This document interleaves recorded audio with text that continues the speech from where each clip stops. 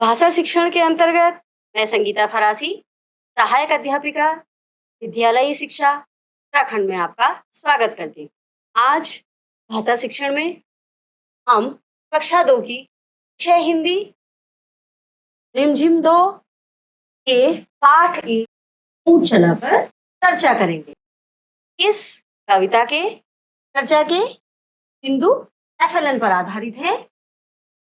ऊँट चला कविता का सर्वप्रथम सस्वर वाचन करेंगे। कविता में आए कठिन शब्दों के अर्थ जानेंगे, कविता का भावार्थ समझेंगे, कविता का सारांश, कविता से संबंधित प्रश्नों को हल करेंगे, मौखिक भाषा विकास, ध्वनि जागरूकता, वर्ण ज्ञान, शब्द भंडार और समझ का विकास करेंगे। अब हम सर्वप्रथम था कविता का सस्वर वाचन करेंगे। ऊँट चला भाई ऊँट चला, हिलता डुलता ऊँट चला। ऊँट चला भाई ऊँट चला, हिलता डुलता ऊँट चला। कितना ऊंचा ऊँट चला, ऊँट चला भाई ऊँट चला। ऊँट चला भाई ऊँट चला, हिलता डुलता ऊँट चला। कितना ऊंचा ऊँट चला, ऊँट चला भाई ऊँट चला। ऊंची गर्दन ऊंची पीठ, पीठ उठाए ऊँट चला। बालू है तो होने दो, बोझ ऊँट को ढोने दो। नहीं फंसेगा बालू में भी ऊँट चला। जब थक कर बैठेगा ऊँट, इस करवट बैठेगा ऊँट। बता सकेगा कौन भला, ऊँट चला भाई ऊँट चला। देखिए, एक बार हमने कविता को गाया, अब हम सब मिलकर वो दोहराएंगे। ऊँट चला भाई ऊँट चला, हिलता डुलता ऊँट चला। कितना ऊंचा ऊँट चला, ऊँट चला भाई ऊँट चला। ऊंची गर्दन ऊंची पीठ, पीठ उठाए ऊँट चला। बालू है तो होने दो, बोझ ऊँट को ढोने दो। नहीं फंसेगा बालू में भी ऊँट चला। जब थक कर बैठेगा ऊँट, इस करवट बैठेगा ऊँट। बता सकेगा कौन भला, ऊँट चला भाई ऊँट चला। हमने दोबारा इस कविता को दोहराया। अब हम इस कविता में जो कठिन शब्द आए हम अर्थ नहीं समझ पाए। अब हम इस कविता के कठिन शब्दों के अर्थों को जाने। अब बालू, बालू रेत। बोझ, बोझ मतलब भारी सामान। ढोना का मतलब साधना। करवट, करवट माने पलटना, एक तरफ से दूसरी तरफ को पलटना, कहते करवट लेना। कविता को सस्वर वाचन गाने के बाद कविता के कठिन शब्द जाने। अब इस कविता का भावार्थ समझेंगे। तो कविता की पहली लाइन क्या थी? ऊँट चला भाई ऊँट चला, हिलता डुलता ऊँट चला। इस कविता के जो कवि हैं त्याग शुक्ल जी, वो क्या कह रहे हैं? ऊँट के जो क्रियाकलाप हैं, ऊँट क्या क्या करता है, उसका यहाँ पर वर्णन कर रहे हैं। कहते हैं क्या, कैसा ऊँट चल रहा है? हिलता डुलता ऊँट चला। कैसा चल रहा है ऊँट? हिलते डुलते हुए ऊँट चल रहा है। कितना ऊंचा ऊँट चला, ऊँट चला भाई ऊँट चला। ऊँट क्या है? बहुत ऊंचा है। कैसा है ऊँट? ऊंचा ऊँट। और कैसा है, क्या कर रहा है वो? फिर भी चला जा रहा है, चलता जा रहा है, चलते जा रहा है। ऊंची गर्दन ऊंची पीठ, पीठ उठाए ऊंट चला। की गर्दन कैसी है? ऊंची गर्दन है। और फिर भी क्या है? वो क्या? इतनी ऊंची ऊंट पीठ के बाद भी पीठ को उठाए हुए ऊंट चल रहा है। बालू है तो होने दो, बोझ ऊंट को ढोने दो। बालू है, कहाँ है बालू? कहाँ होता होगा बालू? सोचिए जरा, बालू कहाँ होता है सबसे ज्यादा? रेगिस्तान में। तो बालू में ऊंट को चलने दो, बालू है तो होने दो, और उस बालू में भी ऊंट को बोझा ढोने दो। वो नहीं फंसेगा, नहीं फंसेगा बालू में, बालू में भी ऊंट चला। ऊंट कैसा है? उस बालू में नहीं फंसेगा। वहां भी क्या कर रहा है वो ऊंट? ऊंट चलता जा रहा है, चलता जा रहा है। जब थक कर बैठेगा ऊंट, किस करवट बैठेगा ऊंट।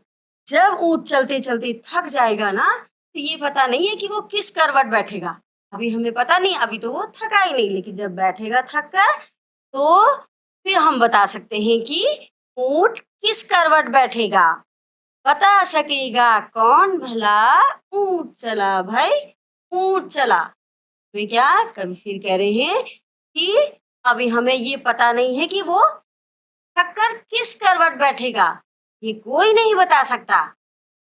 कह रहे हैं कि ऊंट चलता जा रहा है, चलता ही जा रहा है और चलता ही जा रहा है। अब इस कविता का सारांश जानेंगे। कविता को छोटे रूप में जानने की कोशिश करते हैं। कविता में ऊंट चला प्रयाग शुक्ल द्वारा रचित है, और यह कविता हमने अभी पढ़ी, यह कविता ऊंट चला प्रयाग शुक्ल जी द्वारा लिखी है। इस कविता में कवि ने ऊंट के क्रियाकलाप, ऊंट क्या क्या करता है, क्रियाकलाप अर्थात क्या क्या करता है, उसका वर्णन किया है। कवि कह रहे हैं कि ऊंचा ऊंट का डुलता चला जा रहा है। कैसी गर्दन है उसकी? ऊंची गर्दन तथा ऊंची पीठ आए ऊंट चला जा रहा है। ऊंट बोझ लेकर बालू में भी चल सकता है। अभी फिर कहते हैं, जब ऊंट थक कर बैठेगा तो यह किस करवट बैठेगा, किसी को नहीं पता। अभी तक हमने कविता का सारांश समझा, ऊंट के बारे में जाना। कवि ने ये बताया ऊंट क्या क्या करता है, कैसे चलता है, कहाँ चलता है, ये सब हमने अभी तक जाना। अब जानने के बाद, समझने के बाद जो संबंधित प्रश्न हैं उनको हल करेंगे। झटपट कविता पढ़कर मजा लो। झटपट माने जल्दी जल्दी, हम इस कविता को जल्दी पढ़ेंगे। कुछ ऊंट ऊंचा, कुछ पूंछ ऊंची, कुछ ऊंचे ऊंट की पीठ ऊंची। अब इसको हम क्या जल्दी बोल सकते हैं? कुछ ऊंट ऊंचा, कुछ पूंछ ऊंची, कुछ ऊंचे ऊंट की पीठ ऊंची। देखो हमारी जीभ कितनी लड़खड़ाई इसको बोलने में। क्यों? ये ऊंट और ऊंचा दो शब्द है, इसको बोलने में जीभ को बहुत जोर लगाना पड़ता है। तो अब जल्दी जल्दी बोलकर देखो, जीभ लड़खड़ा गई ना? कैसी लगी कविता? अब इस कविता को अपने मन से कोई नाम दो। अभी तक तो कविता का नाम क्या था? ऊंट चला। लेकिन इन जो 4 पंक्तियां हैं, इन 4 पंक्तियों को पढ़कर में जो ऊपर खाली जगह दी है, उसमें उस कविता का नाम लिखिए। तो फटाफट सोचिए, हम इस कविता को क्या नाम दे सकते हैं?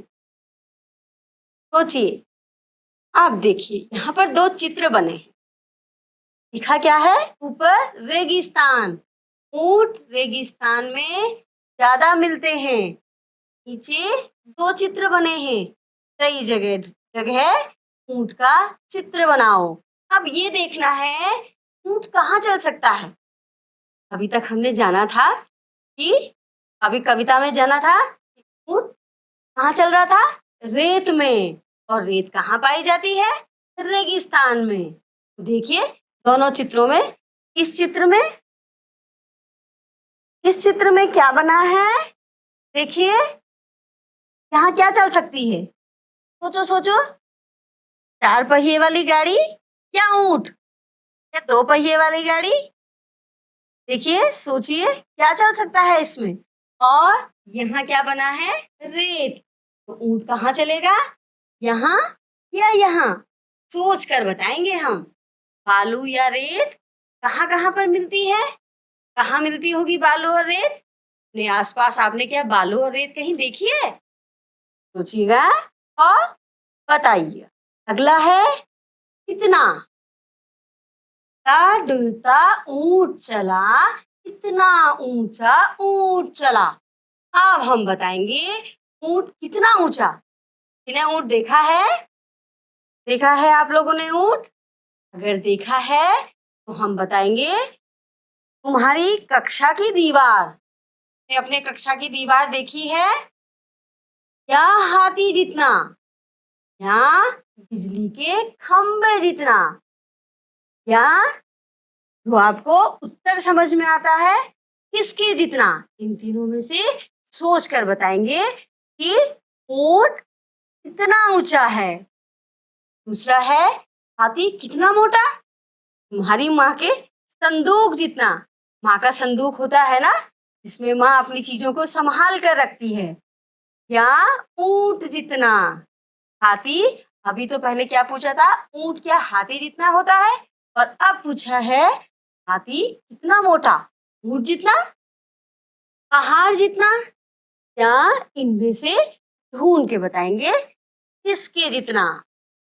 अगला, चींटी कितनी छोटी? चीनी के दाने जितनी, चावल के दाने जितनी चींटी हमने देखी है ना, कितनी छोटी होती है? इलायची के दाने जितनी। अब हम सोच के बताएंगे क्योंकि हमने तो चींटी देखी है, सबने चींटी देखी होगी। तो इनमें से किसके जितनी? तो यहाँ पर हम भरेंगे। अगला, कुछ या कुछ नीचा। ऊंट से ऊंची चीजों के नाम पर गोला लगाओ। अब ऊंट से ऊंचा क्या क्या हो सकता है? में तो हम देख रहे हैं उसकी कितनी बड़ी गर्दन है। तो क्या बछिया ऊंट से ऊंची होती है? देखिए है बछिया। तुम्हारी कक्षा की छत, आपकी कक्षा की छत, क्या छत के बराबर होगी? बिजली का खंबा, बिजली का खंबा कितना बड़ा होता है देखा है? कहाँ पर लगा होता है खंबा? हाँ, घरों के आसपास बिजली का खंबा देखा होगा। तो देखो ऊंट क्या बिजली के खंबे बराबर होता है? या हाथी या आम का पेड़? अब आप सोच कर बताइए कि कुछ ऊंचा कुछ नीचा प्रश्न में पूछा था ऊंट से ऊंची चीजों के नाम पर गोला लगाओ। ऊंट से इनमें से क्या चीजें हैं जो ऊंची है? दूसरा प्रश्न इसका, ऊंट के नीचे से क्या क्या निकल सकता है?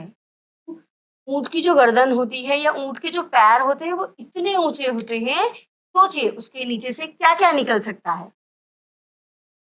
अगला प्रश्न, किन किन चीजों की मदद से ऊंट पर चढ़ोगे?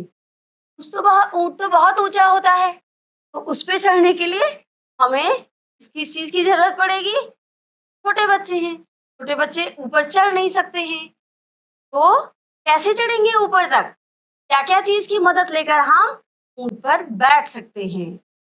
सफर का सामान, सफर में क्या क्या सामान कौन ले जाता है? देखिए, ऊंची गर्दन ऊंची पीठ, पीठ उठाए ऊंट चला। ऊंट बड़ी सी पूंछ है उसकी, वो अपने पीठ पर क्या सामान ढोके ले जा सकता है? कुछ भी सामान ले जा सकता है, क्योंकि ऊंट रेगिस्तान का जहाज कहलाता है। उसके ऊपर हम सामान ढोकर ले जाते हैं। अब ऐसे ही हमने इस प्रश्न में बताना है, बताओ ये सब क्या उठाकर चलेंगे? हाथी, टीचर जी, पिताजी, शेर, दादाजी। इनमें से एक हम भरते हैं इनमें से एक हम भरते हैं, बाकी आप भरेंगे। हाथी, हाथी क्या लेकर चलता है? सामान। और हाथी अपनी सूंड से क्या उठाकर चलता है? पेड़ भी उठा सकता है। तो पेड़ और अपनी सूंड है। तो हाथी क्या क्या ले जा सकता है?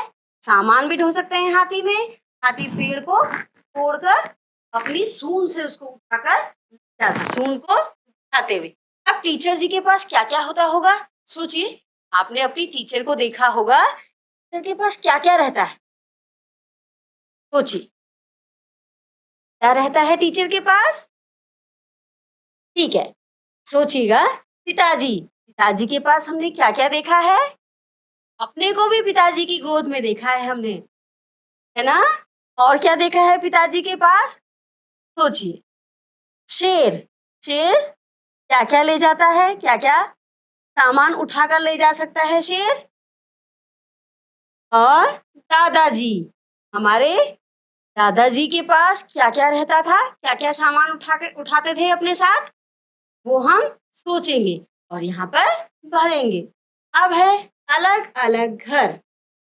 नीचे कुछ शब्द लिखे हैं, इन्हें बोल कर देखेंगे। अब मिलते जुलते शब्दों को सही खानों में लिखो। टूट, सूट, भला, हंस, हंस, तब, कब, भला, आलू और चालू। जैसे फुट के समानार्थी, सॉरी, फूट के जैसा राइमिंग वर्ड क्या है? टूट। बालू जैसा, बालू, बालू जैसा यहाँ कुछ दिख रहा है? आलू। और अगला क्या दिख रहा है? उसे आप भरेंगे। हंस, हंस जैसा हंस। और अगला आपकी बारी। चला, एक हम बताएंगे, गला। और अगला आप भरेंगे।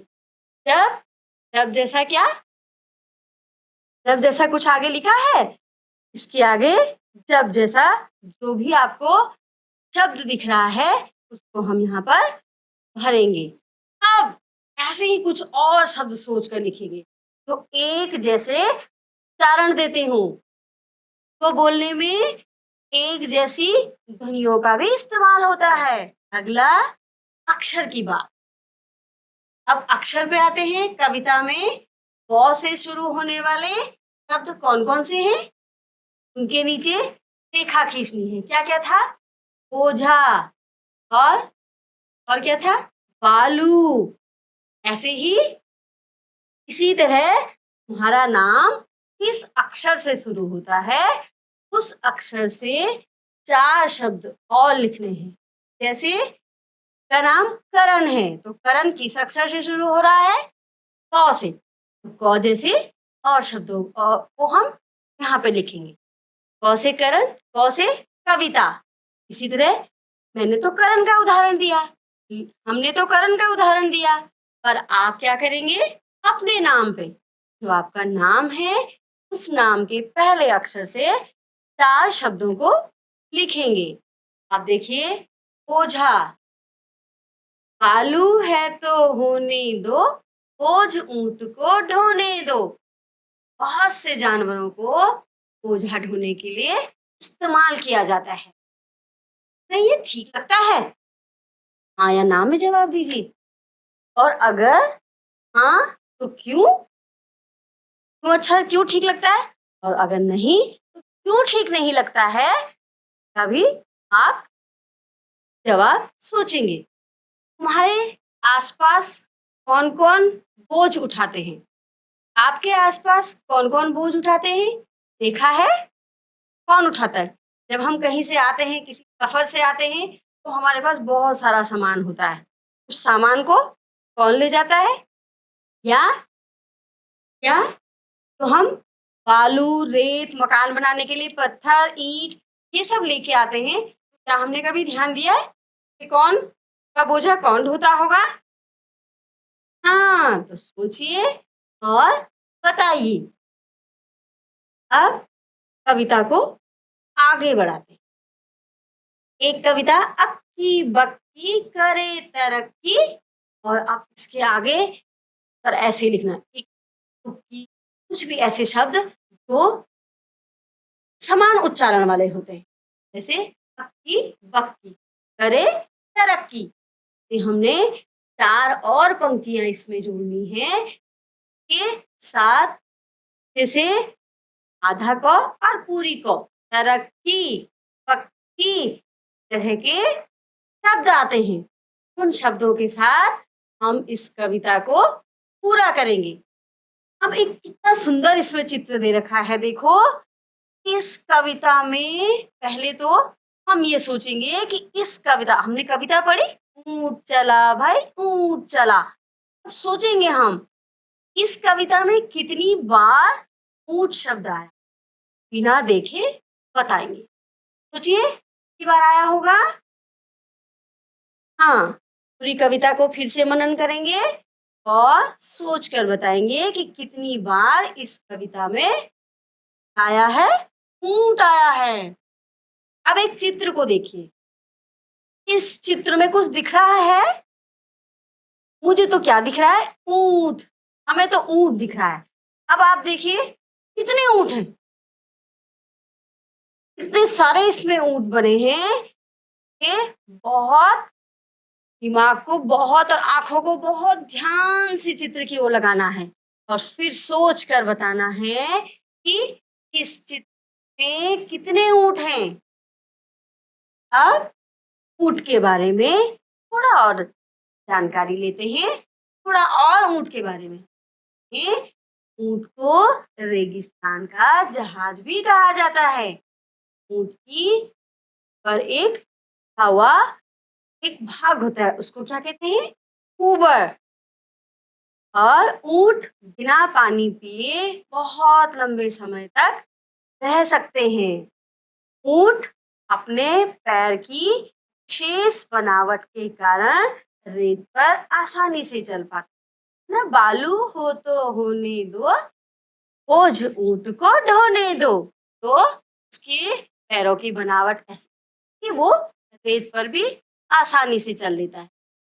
ऊंट के पैर में 2 पंजे होते हैं जो जमीन पर रखने से फैलते हैं, तो वो क्या है? रेत में धंसते नहीं हैं। धंसना माने रेत के अंदर घुस जाना। ऐसे ऊंट की पैर क्या है? रेत में घुसते नहीं हैं। अब थोड़ा सा और सोचते हैं इस कविता के बारे में और ऊंट के बारे में। ऊंट सबसे ज्यादा कहाँ पाया जाता है? कविता में हमने पीछे बताया था, ऊंट सबसे ज्यादा कहाँ पाया जाता है? और ऊंट को रेगिस्तान का जहाज क्यों कहा जाता है? कहा जाता होगा, कहा जाता होगा। अरे सारे काम तो ऊंट ही, रेगिस्तान में क्या है? ऊंट ही सारे काम करता है, तो उसको वहां का ऊंट को रेगिस्तान का जहाज इसलिए भी कहा जाता है। ऊंट का हमारे जीवन में क्या महत्व है? क्या महत्व होगा?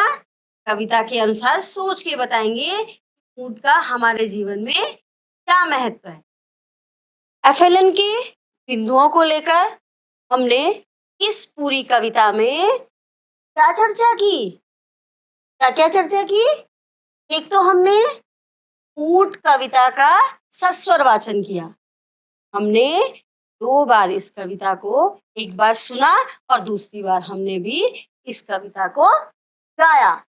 कविता में आए कठिन शब्दों को पहचाना, कविता का अर्थ भावार्थ समझे और कविता को छोटा रूप करके एक सारांश रूप में हमने कविता को समझा। कविता से संबंधित प्रश्नों को जब हम कविता को समझे, उसके बाद हमने उसमें जो प्रश्न आए थे उन प्रश्नों को हल किया और अंत में जो एफएलएन, जो भाषा के मुख्य बिंदु हैं, क्या क्या? मौखिक भाषा विकास, ध्वनि जागरूकता, वर्ण ज्ञान, शब्द भंडार और समझ का विकास किया इस कविता के माध्यम से। अंत में ऊंट चला कविता में हमने एफएलएन के कुछ लक्ष्यों को लेकर काम किया। जैसे कविता को सस्वर गाकर हमने मौखिक भाषा विकास किया, ध्वनि अक्षरों की ध्वनियों को जाना, और वर्ण शब्दों में हमारा संग्रह बढ़ा, शब्दों का संग्रह बढ़ाया, और अंत में कविता को समझकर उसके प्रश्नों के हमने जवाब दिए। धन्यवाद।